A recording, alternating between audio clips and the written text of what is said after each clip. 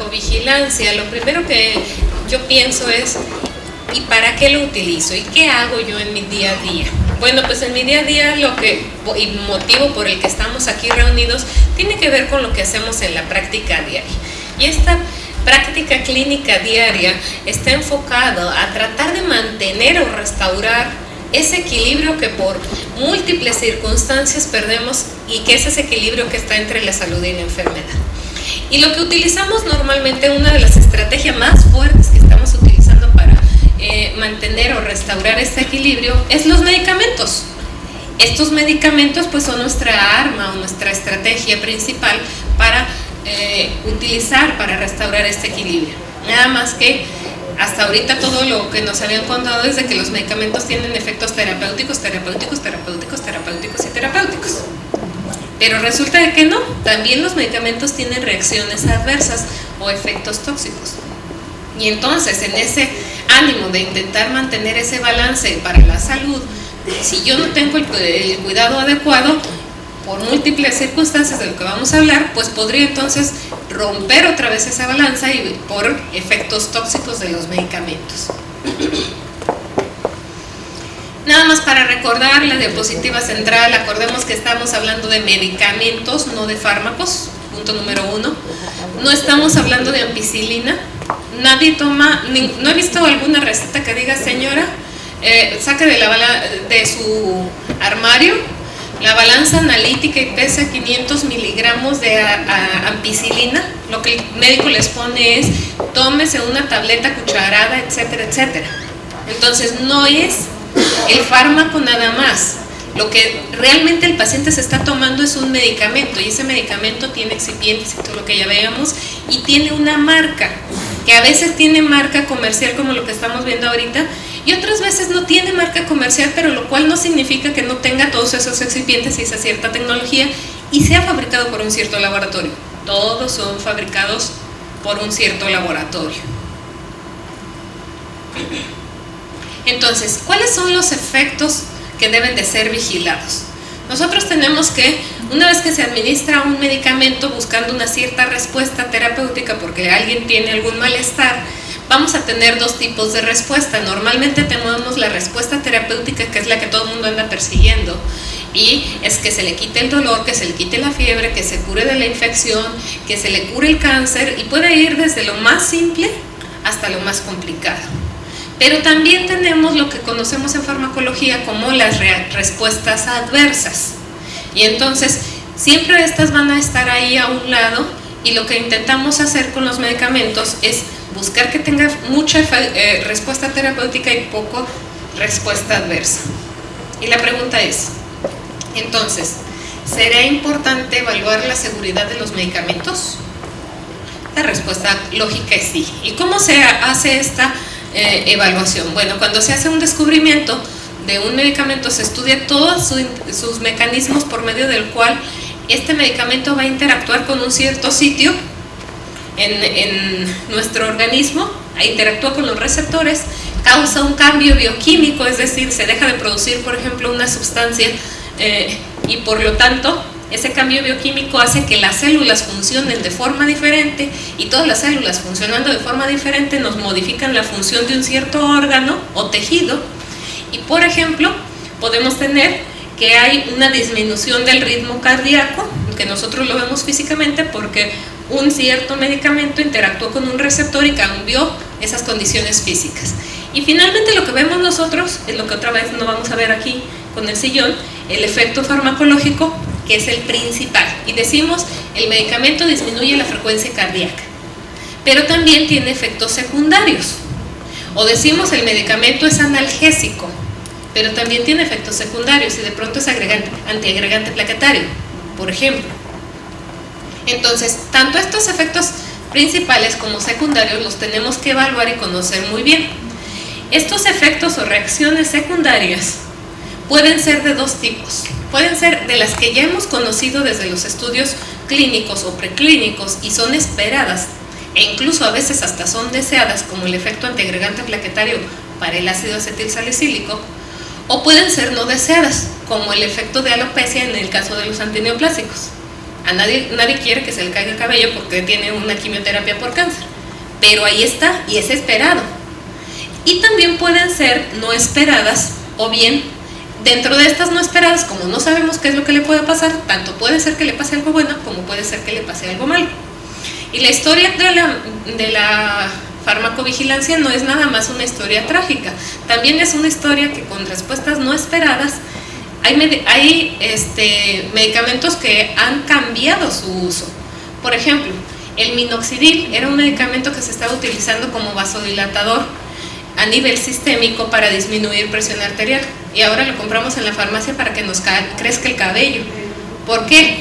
Porque había un efecto que no era esperado, que no era el que estábamos buscando, pero que empezó a verse que causaba crecimiento de cabello. Y entonces, ¿qué es lo que se hace? Se identifica ese evento, se le da un cambio, se maneja de forma adecuada, se le da un cambio y se utiliza para otra cosa. Entonces, no nada más puede ser malo, también puede ser bueno. ¿Para qué nos interesa conocer sobre todo los no deseados o bien los no esperados? Uno, para tratar de limitarlos o para prevenirlos. ¿Cómo lo puedo prevenir? Por ejemplo, en los medicamentos antineoplásicos hay muchos que causan efecto emético, es decir, causan náusea y vómito. Y entonces, ¿qué es lo que hago si ya sé que ese es un tratamiento, un evento que le va a pasar al paciente con cáncer y que no le puedo cambiar el medicamento porque es un medicamento que necesita para su vida? Pues entonces lo prevengo o limito esa náusea y vómito con otro medicamento.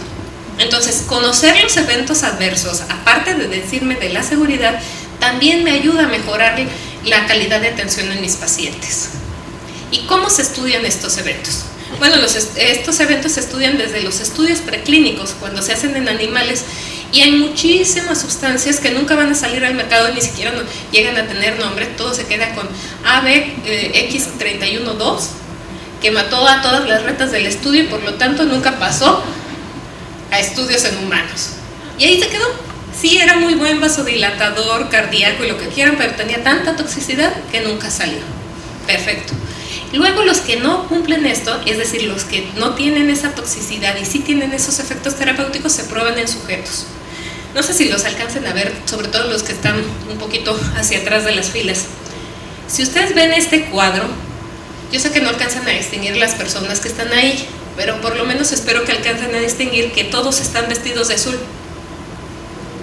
Y todos se ven más o menos igual, porque así son los pacientes que participan en estudios clínicos. Son pacientes que más o menos están en el mismo rango de edad, con más o menos el mismo padecimiento, más o menos las mismas alteraciones del laboratorio, más o menos todos homogéneos.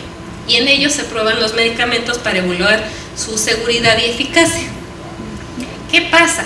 Que cuando salen al mercado estos productos, resulta que los que estamos en el mercado y los que somos pacientes normales, pues somos como el último cuadro, de todos tamaños, colores y sabores. Y hay desde el niñito hasta el anciano, la embarazada, etcétera, etcétera, que también son pacientes y que no necesariamente son pacientes que participaron en los estudios. Entonces, efectivamente, mucha de la seguridad se escribe en los estudios clínicos, y por eso es de que cuando un medicamento sale a comercio, ya se dice que tiene un 10% de probabilidad de producir náusea y un 15% de producir rash, lo cual no quiere decir que le pase exactamente al 15% de la población. Pero ¿qué pasa? Que tenemos poca información con lo que tenemos en la vida real. Además, a estos pacientes que están en estudio clínico, normalmente el médico los controla y le dice: durante el estudio, no tome esto, no tome lo otro, tiene que comer esto, no haga lo otro, etcétera, etcétera. Y la pregunta es, ¿de veras nosotros somos tan homogéneos cuando vamos a consulta y nos dan un medicamento? ¿De veras le dijimos todo al médico, todos los remedios, tecitos y etcétera, etcétera, que nos tomamos? No, somos una población muy homogénea. Entonces, ¿quién se encarga de estudiar esta población? Se encarga de estudiar esta población el área de la farmacovigilancia, y son estudios de postcomercialización. ¿De qué depende la seguridad de un medicamento? La seguridad del medicamento depende desde el mismo fármaco como tal, si él tiene un margen de seguridad estrecho o no, lo que veíamos en la plática pasada. También depende de las interacciones que ya se sabe que tiene ese medicamento con otros medicamentos, de algunas condiciones particulares de su farmacocinética, si es un fármaco que se absorbe lento o se absorbe rápido, etcétera, etcétera, y de la experiencia que se ha tenido con él en población especial. Por población especial me refiero, por ejemplo, a niños, a pacientes con nefropatía, a pacientes con daño hepático, etcétera. ¿De qué más depende la seguridad? De que ese medicamento no tenga problemas de contaminación en ese lote, por ejemplo. De que la cantidad del medicamento por unidad o tableta, que era algo de lo que el doctor justamente les decía, sea exactamente la que dice ahí. De que la calidad de los excipientes y vehículos sea la adecuada para que el medicamento tenga la absorción debida. Y a veces sí nos dan los estudios de bioequivalencia, pero de pronto utilizan un excipiente que causa más irritación de la mucosa gástrica. Entonces sí es bioequivalente, es decir, sí nos va a dar el efecto terapéutico, pero puede ser que el excipiente nos dé mayor cantidad de eventos adversos. Entonces también depende de eso. Del control de calidad y del dinero que se invierta en evaluar este control de calidad del proceso de fabricación. Entonces, todo esto es la calidad del medicamento. Y la pregunta es, ¿son las únicas condicionantes estas? ¿Ustedes qué creen? Si no, no estaría esa diapositiva ahí. Efectivamente, también depende de la forma en que es prescrito. Y ahí entramos los profesionales de la salud. Yo necesito tener un diagnóstico específico para que mi tratamiento sea también específico. Y esto va de avanzada. Ahora, por ejemplo, en los antineoplásicos se le hace un marcador específico para ver si es un subtipo del subtipo del subtipo del cáncer específico, de manera tal que ese medicamento pueda interactuar con ese cáncer de ese paciente y por lo tanto ser efectivo. ¿Quién debería de estar haciendo el diagnóstico? Un médico. Entonces, los medicamentos deberían de estar siendo prescritos por médicos. Entonces, ¿qué pasa con la automedicación? Ya no está cumpliendo esta característica. También depende de qué tanto conocemos al paciente. Conocemos si es alérgico, si toma medicina tradicional, etcétera, etcétera. La dosis que estamos dando para él.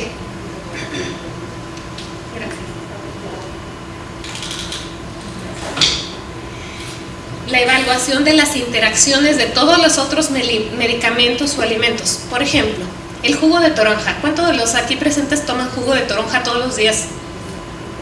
¿Nadie? Bueno, no, entonces están a salvo porque no van a tener una modificación de su sistema de biotransformación y por lo tanto los medicamentos que utilicen el hígado y algunos citocromos especiales para biotransformarse no van a tener problema. Pero para quien lo usa el jugo de toronja todos los días, eso aplica. Para quien come carnes al carbón, asadas en carbón, también aplica. Para quien fuma, también aplica. Es todo un complejo. De las indicaciones que se le dan al paciente, ¿qué pasa si el médico, tenemos fama de letra no legible? ¿Qué pasa si el paciente no entendió el 1, 1, 1 y lo vio como un 7, 7, 7? Ya se imaginarán lo que se está tomando, ¿no? Entonces, ¿es que el medicamento esté mal? No. Y ahí no termina la historia. ¿De qué más depende seguridad? Bueno, también depende de la forma en la que lo es usado, es decir, de la forma en que se dispensa, desde la forma de dispensación. Por ejemplo, ¿han leído ustedes las cajitas que dice consérvese a menos de 30 grados centígrados? ¿Qué pasa si la farmacia que lo conserva está a temperatura ambiente y aquí en República Dominicana la temperatura ambiente se sube? ¿Qué pasa si el medicamento debería de conservarse bajo refrigeración, pero no congelación? Entonces, todas esas características también influyen en la calidad y en la seguridad, en la seguridad de los medicamentos. La forma en que se almacena, las vías de administración. Pareciera anecdótico, pero han llegado a pacientes que dicen, doctor, me duele la garganta después de que me estuve tomando estos óvulos, no se me quita el dolor de garganta.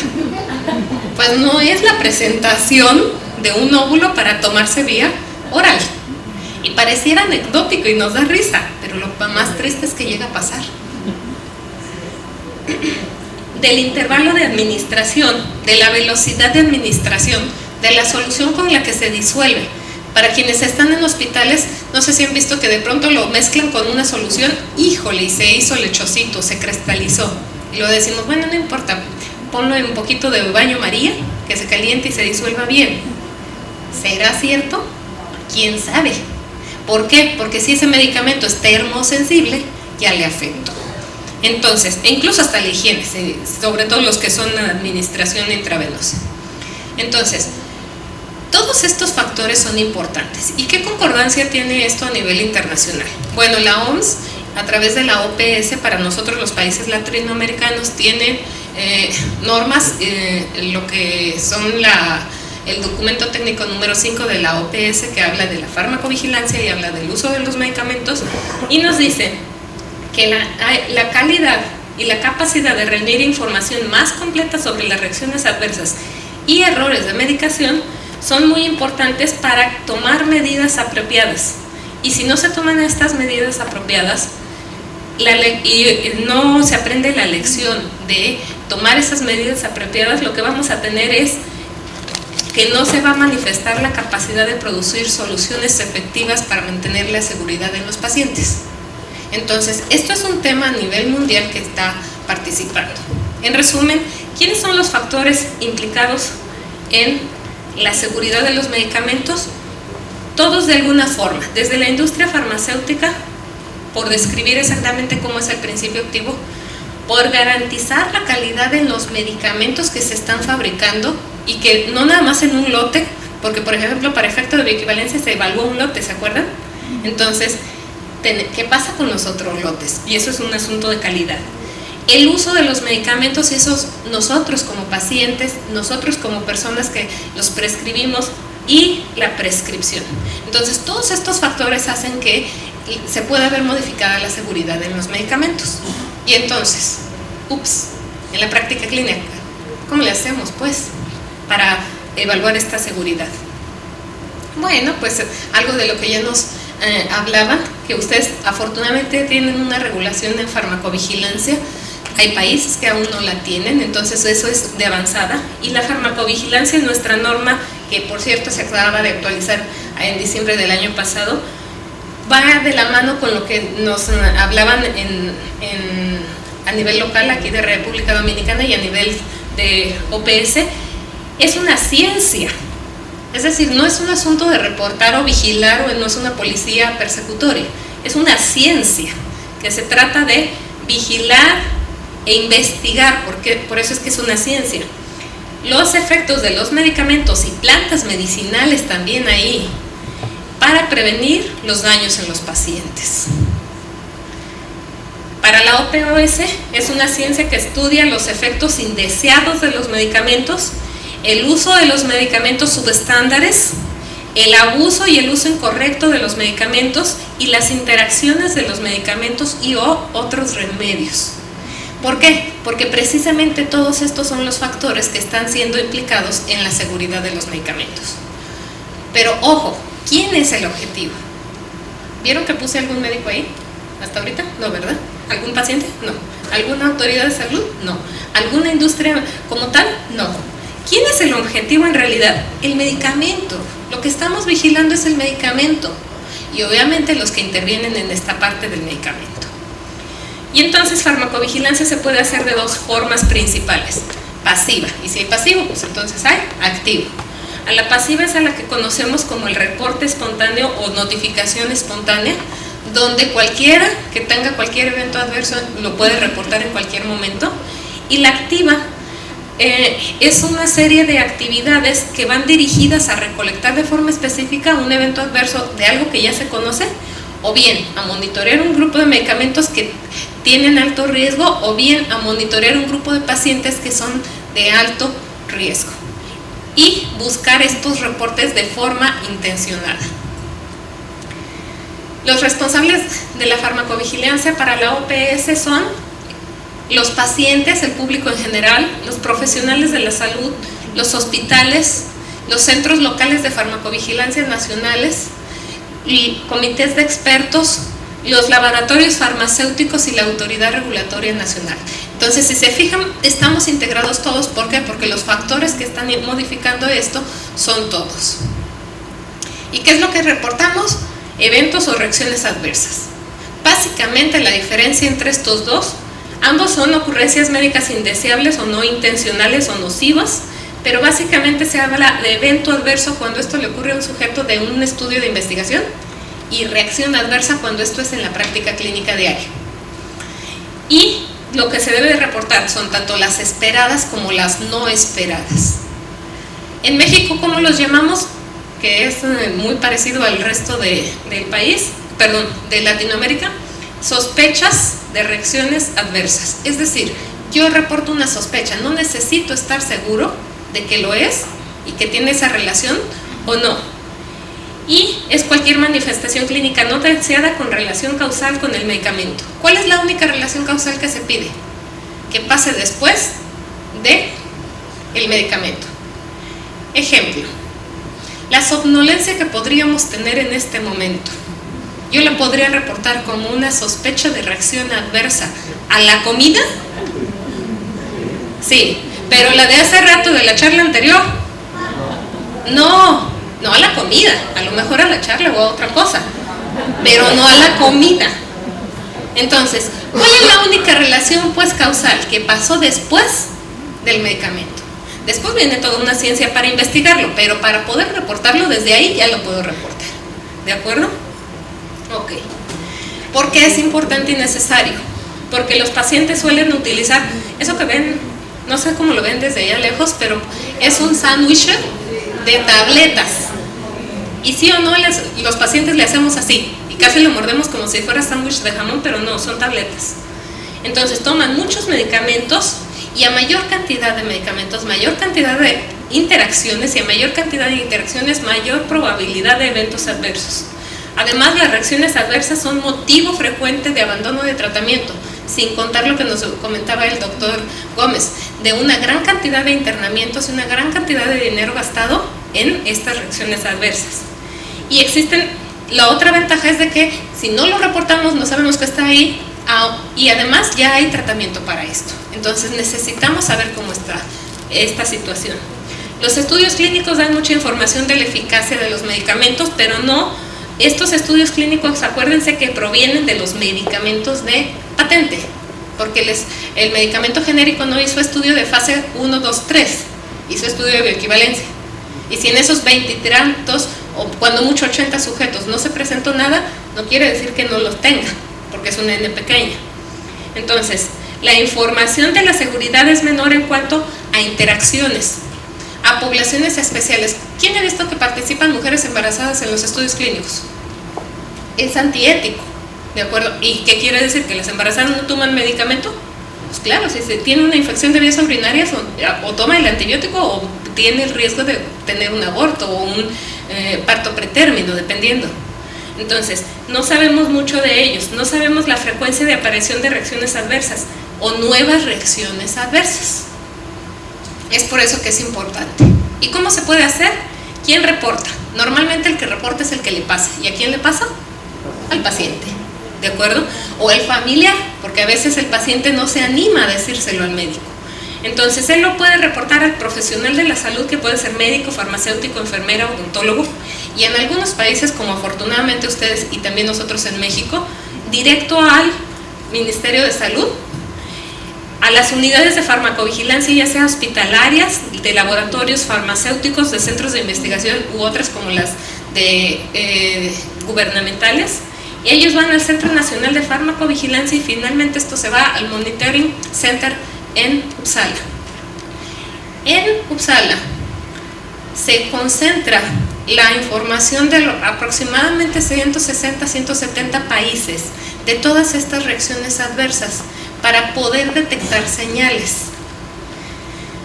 Puntos para notificar. Es muy importante que notifiquemos no nada más la reacción, que tengamos la cantidad de datos suficientes, porque si no, no es imposible hacer análisis. ¿Qué necesito? Un paciente identificable, lo cual no quiere decir que le ponga el nombre y dedo para que lo vayan y lo busquen y lo acusen. Yo lo tengo que identificar por si requiero algo más, pero finalmente cuando se va el reporte se va con las iniciales o un código interno, ¿de acuerdo? Una sospecha de reacción adversa, como el sueño de después de la comida. Bueno, no, ese no me lo reporten porque la comida no era el medicamento. un medicamento sospechoso, y ahí ojo, ¿qué estoy diciendo? ¿Fármaco sospechoso o medicamento? ¿Medicamento o fármaco? Medicamento. Entonces, ¿se vale que yo le ponga ampicilina? ¿Eso me identifica todo? No, porque el medicamento dijimos que viene con el laboratorio. Entonces, como medicamento sospechoso se recomienda que tenga sí ampicilina, más su nombre comercial, más el nombre del laboratorio que lo produce y hasta el lote. Porque algunas veces tenemos problemas que no le aplica todo el medicamento, es solamente un problema de un lote, ¿de acuerdo? Y datos del notificador por si fuera necesario algo más. Fecha de cuándo empezó la reacción adversa, fecha de cuándo inició y terminó el tratamiento para verificar que la causalidad, los nombres genérico y comercial del medicamento, la posología para determinar si no es de que se tomó un poco más de la dosis recomendada, la vía de administración, el motivo, la consecuencia del evento, si causó la muerte, si causó incapacidad, si se recuperó, la mayoría se recuperan, etcétera, etcétera. Y en función de eso clasificamos las sospechas con un grado diferente dependiendo de la calidad de la información. Calidad 0 es solo incluye el paciente identificable y una manifestación clínica y un medicamento sospechoso, pero no trae los datos del notificador. ¿Cuál es el problema que no trae esto? Que entonces podríamos estar teniendo, si nadie se hace responsable de ese evento, podríamos estar teniendo falsos positivos, de lo que también se hablaba hace un rato. Entonces, este no tiene una validez fuerte para generar una señal.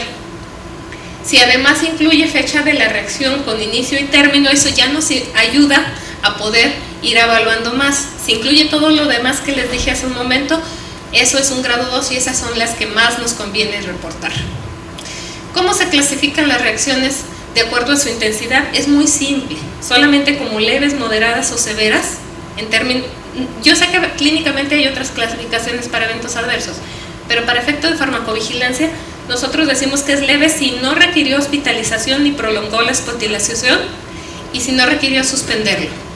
Que es moderada si interfirió con sus actividades, ya no pudo ir a trabajar, etcétera, etcétera, amenazó directamente la vida o requiere tratamiento. Y severa si requiere tratamiento o la suspensión del medicamento causante. Y aquí tenemos problemas de también cuando causa la muerte, discapacidad, etcétera, etcétera. Entonces, graves son aquellos que causan la muerte, ponen en peligro la vida del paciente, es necesario hospitalizarlo, o el que ya estaba hospitalizado se tuvo que quedar 8 días más en el hospital, por ejemplo. Son causa de invalidez o incapacidad, son causa de alteraciones o malformaciones. Y es bien simple, las no graves son las que no están en este grupo. Entonces, si no le pasó nada de esto, es no grave. Y esto tiene que ver con los tiempos de notificación. ¿Cómo lo estamos haciendo en México? La primera es una gráfica de la FDA del año 2001 al 2010, cómo es el incremento de reportes de eventos adversos. Es una gráfica que va a la alza y que nos da mucho orgullo saber que México también va a la alza. Nada más que lo que no se alcanza a ver es de que esta gráfica llega a una escala de 800,000 reportes y la de acá es en 30,000. Y cuando yo lo equiparo en gráfica, eso que parecía muy bonito, el año que más reportes ha tenido México han sido 31,000 reportes en un año. Entonces, si yo lo equiparo con lo que está haciendo Estados Unidos, ya no se ve tan bonito. Entonces lo estamos haciendo, pero lo necesitamos hacer más. ¿Quién reporta? En Estados Unidos, lo que ven ustedes en color verde son los consumidores. ¿Quién reporta más en Estados Unidos? El paciente, el consumidor. En segundo lugar, el grupo médico, y en tercero, otros grupos del sector salud. ¿Qué pasa en México? En México, industria químico-farmacéutica, industria químico-farmacéutica, industria químico-farmacéutica, industria químico-farmacéutica. ¿Dónde estamos los profesionales de la salud? Bueno, sí estamos ahí, pero no somos la mayoría todavía. ¿Dónde están los pacientes? Pues los pacientes, aquí hacia adelante se ve PAC, en el 2012 el 0.5% de pacientes reportados. Y bueno, parte de estas charlas es fomentar el reporte. Ojo, un solo reporte no es suficiente y no esperemos que el mundo cambie con un reporte. un reporte bien documentado de esos grado 2 con muchos datos solamente nos puede ayudar a incluirlo en un análisis. Nunca se deben de tomar decisiones en función de un reporte. Y un grupo de reportes debe de ser analizado en todo su conjunto por medio de análisis especializados. Les muestro, no se los voy a leer por motivos de tiempo, pero este es un algoritmo que se utiliza mucho para analizar la causalidad. Si lo que estoy reportando tiene que ver con el medicamento o a lo mejor es alguna otras cosas. Y este algoritmo de Naranjo me dice que la causalidad puede ser segura, probable, posible o improbable, y este improbable puede ser condicionado o no se tienen datos suficientes. Si mi reporte tiene pocos datos, la mayoría me van a quedar en improbable y no me van a contar.